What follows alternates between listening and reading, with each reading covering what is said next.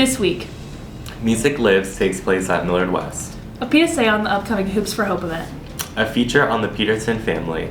and a broadcast on student Super Bowl takes. All this and more on the MWHS Wildcat News.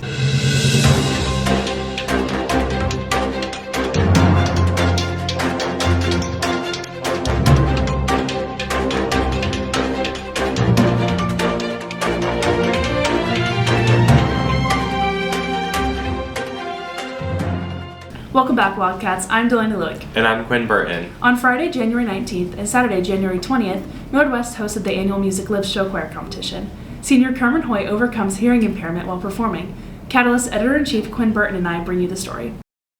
It's impossible, but they sing. This is bigger than what we can see. This is destiny. Millard West's varsity show choir, West in the Groove, unveils their latest show, spotlighting the musical strengths of its members alongside senior Carmen Hoy, who triumphs over a hearing impairment in her remarkable performance. Being hearing impaired in a choir has its challenges when it comes to pitch. I can't always match it the same as fast and the same way that other people can. It takes me longer, and sometimes I don't hear that like I'm off pitch. And that's where my mom comes into role, because she also has experience with music and directing music, and so I work with her independently sometimes to, just help me out. But it also helps that I'm like in a choir, because then I can hear other people, and then I'm either there or like really close to being there.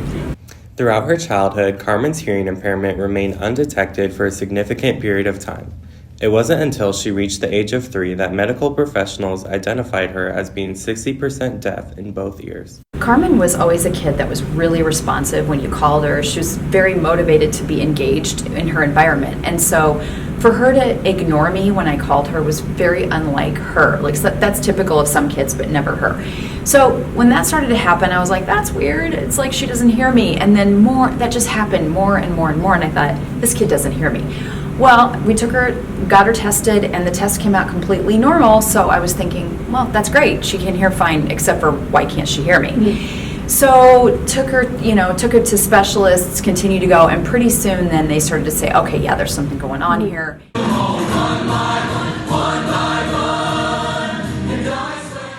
During her time in the show choir department, Carmen persisted through her challenges, maintaining her passion for music despite her diagnosis. Her dedication hasn't gone unnoticed by those around her. She's really kind of on top of everything that we're doing there. Make sure that when we're speaking that she can see my face. That tends to help. But I would say, other than that, we don't really need to make any accommodations for show choir. For class, we put her by strong singers so she can hear those close to her. Mm-hmm. But other than that, no, she's pretty well on her own. Despite the hurdles posed by her hearing impairment, Carmen's unwavering commitment is a testament to her resilience as she continues to put one foot in front of the other. For the MWHS Wildcat News, this has been Delaney Lewick and Quinn Burton. The 8th annual Hoops for Hopes game will be held on Tuesday, February 13th, as the Wildcats host the Patriots in the Battle of Q Street. Catalyst Arts and Entertainment editor Carly Bailey created this PSA to bring awareness to the Hoops for Hopes event. It was estimated that approximately 1.9 million people in the U.S. were to be diagnosed with cancer in 2023, along with an additional 600,000 deaths within that year's span. Cancer currently holds the leading cause of death globally, as various types of cancer persistently affect both adults and children from all over. On February 13th, Millard West will host the 8th annual Hoops for Hope basketball game against Millard South in the Battle of Q Street. The Hoops for Hope Foundation is an organization dedicated to raising funds for cancer research. Various colored shirts were sold online by Millard West students in correspondence to a specific type of cancer. Students are encouraged to wear these shirts the day of in support.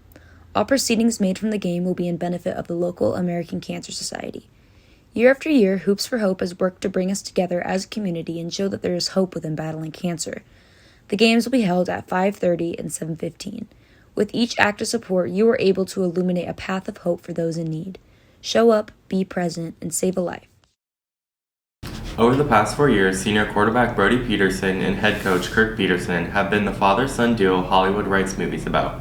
As their final season in father and son come to close, broadcast editor-in-chief Logan Mosley and staff reporter Blake Kaler have more on this story.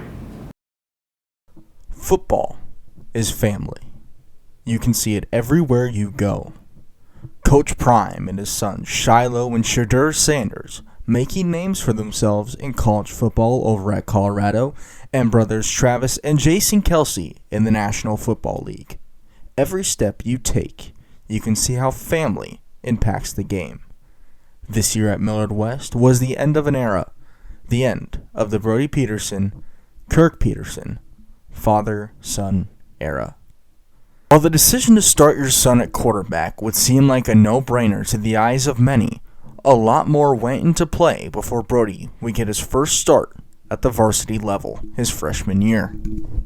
Hated it. I can go up to Coach Sadowski's room, show you the table that I laid on, and just agonized over making that decision because as a coach, I didn't want a freshman quarterback. Obviously, as a father, is a little bit different. That's kind of cool. But I was thinking more as a coach than a father because that's what I was trying to do. Was we were trying to win football games. It hasn't been all sunshine and rainbows since the first start either. Brody's freshman year ended in a loss to the rival Millard South Patriots in the second round and failing to qualify for the state playoffs his sophomore year. But he helped lead the turnaround, which included a district championship his junior year and the state semifinals appearance in his final year as a Wildcat. It means so much, That's my biggest role model in my life, so having them with me every day, practicing with them, make things a lot easier.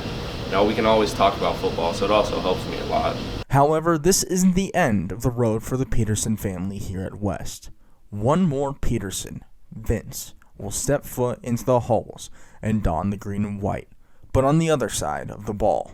I feel like, it's going to be pretty cool to be coached by my dad, but it's unlike Brody. I'm not going to be there right away. His was off injuries, but he stepped up the role when they needed him. I'll have to wait my turn like Brody did until the injuries stepped up, and I'll step up when they need me the most. And while Brody may not have had the storybook ending of winning a state championship with his dad, the memories made along the way will be the ones the Peterson family will share for a lifetime. For the MWHS Wildcat News, this has been Blake Kaler and Logan Mosley. Finally, staff reporters Sam Whitaker and Jacob Larson stopped people in the halls and asked them their Super Bowl predictions. What's up, Wildcats? It's Sam Whitaker and Jacob Larson, and we're going to bring you this year's Super Bowl predictions broadcast. Personally, I think Anna Fry beats out Jackson Mahomes. I don't know. I think Jackson Mahomes, he's a force out there on the field. I think he might take her down. Alrighty, we'll just see who wins between the Pistons and the Panthers. Excuse me. What is your Super Bowl prediction? 49ers are going to beat the Chiefs. Why is that? Because they have more talent on both sides of the ball. Alrighty, what is your Super Bowl prediction? The Chiefs, because of Taylor Swift. Who do you guys think is going to win the Super Bowl? I don't know. I have no idea. I don't watch football. I'm hoping the Chiefs. What is your Super Bowl prediction? What? What is your Super Bowl prediction? 49ers all the way. Why is that? Because Chiefs just suck. Who do you think's going to win the Super Bowl? Who's playing? Chiefs, Niners. Who's the Chiefs? Niners. Who's the haters? I'm going to cheer for the Chiefs. I'm not even watching. I'm going to a softball game. All right, thank you. Excuse me, gentlemen. What is your Super Bowl prediction? Chiefs. 49ers. 49ers. Mahomes is getting hurt. Who do you think's going to win the Super Bowl? Probably the Raiders. Why? No, I think the 49ers. Yeah. Who do you have winning the Super Bowl? Get out of my face. Who do you have? Get out of my face, Jacob Larson. Did actually for like an hour and a half. Who do you have winning the Super Bowl? I hope both teams lose. Don't use that tripod. Who do you think's going to win the Super Bowl? The Chargers. Why? Because Harbaugh. Who do you have winning the Super Bowl? Bro, I got, hold up. Purdy, bro. He's the only one who can save us.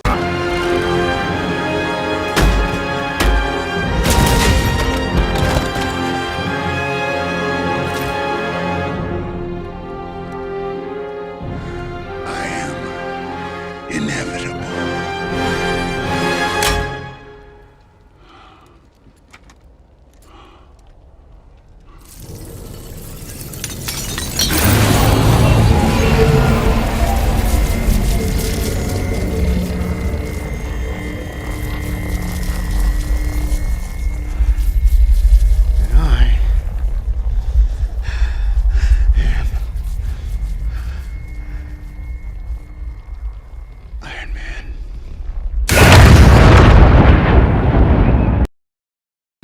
That's all for this week, Wildcats. Make sure to check the Catalyst online for more stories like these, and check out the radio station for news around the school in the Omaha metro area. For the MWHS Wildcat News, this has been Quinn Burton And Delaney Lewick. We'll see you next time.